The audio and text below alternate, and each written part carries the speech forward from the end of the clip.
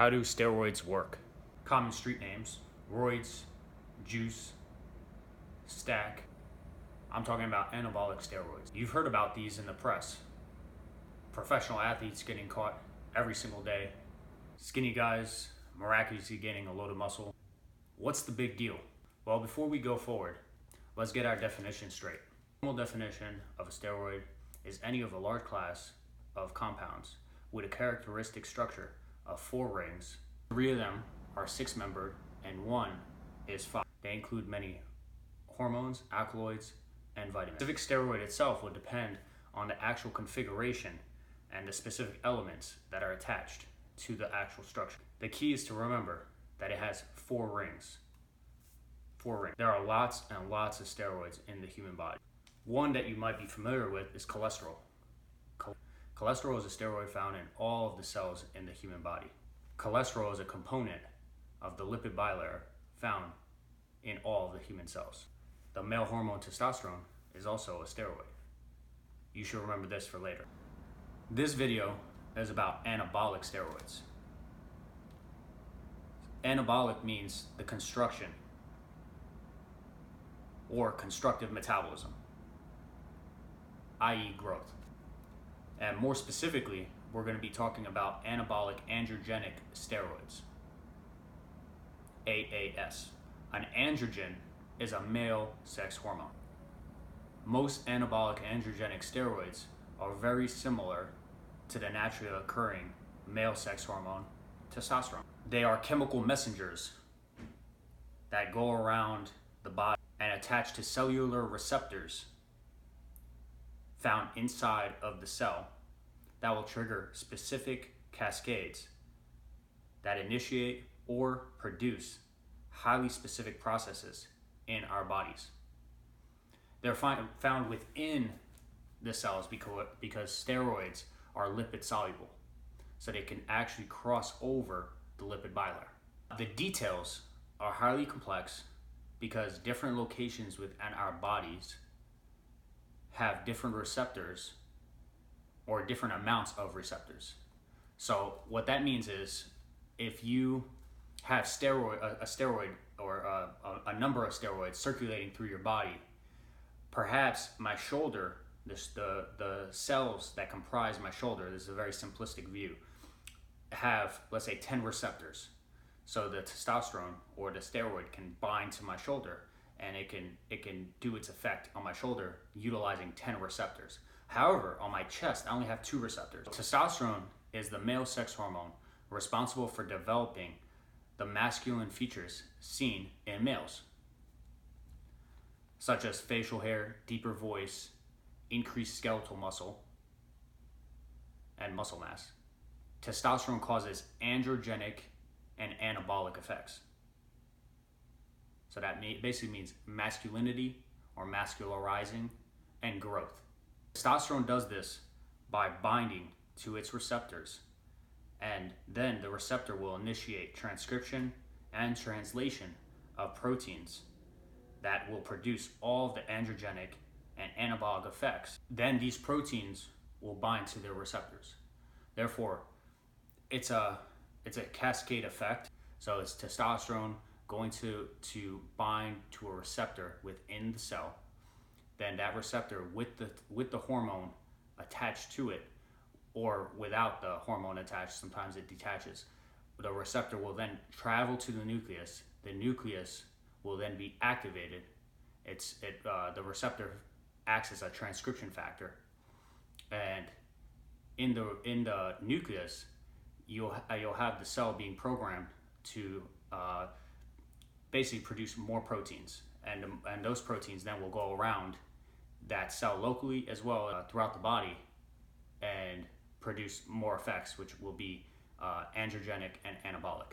I'm sorry if that's really complicated. I'm just trying to get the details for you guys, because I don't see any good videos out there on YouTube that actually describe what is actually happening.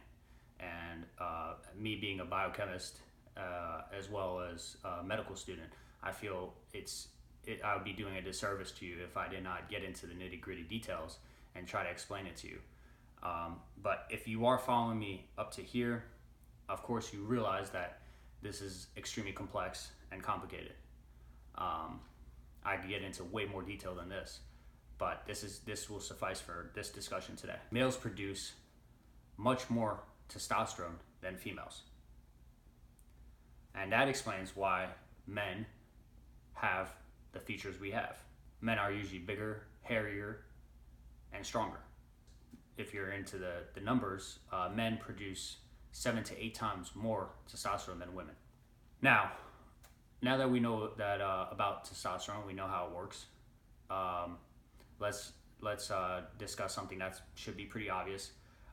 There's a limit to how much testosterone the body can produce, and that limit is between 270 to 1,070 nanograms per deciliter. As a result, we have a limit to our muscular growth. As I stated in another video, the muscle size that a person has is all dependent on hormones. It's not about how much you eat. It's not about how much you sleep. Eating and sleeping the right ways can help. However, it's the hormones that will dictate how big, how ripped, how strong you can be. So this is where synthetic anabolic steroids come in. These substances were initially created or invented in the 1930s, according to historical texts and scientific literature, by scientists and physicians to treat men who are unable to produce enough testosterone for normal growth, development, and sexual functioning. Now, the last thing that I said, sexual functioning, is interesting. It's an interesting tidbit. It was later discovered that the testosterone, supplementing testosterone and taking steroids, will actually result in the men becoming infertile. So, synthetic anabolic steroids can make a man infertile, as well as a woman, as you will learn. These substances, these synthetic anabolic steroids, were used for people that were very ill. They were not at normal levels. Their testosterone was not at normal levels, so they needed this. They needed this supplementation to be normal. Today, synthetic anabolic steroids are used medically for delayed puberty, hypogonadism, cancer, osteoporosis, HIV, and endometriosis. Now, in the 1950s, here's where the transition occurred from medical use to performance use. An American doctor learned about the Soviets' medical technology, as well as the Soviets were using these anabolic steroids to give their athletes a little bit of an edge.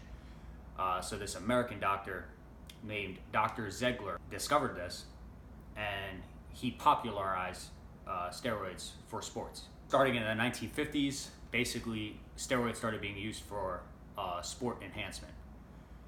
In the 1970s, by the 1970s, I should say, there were so many people getting sick, so many athletes getting sick, dying.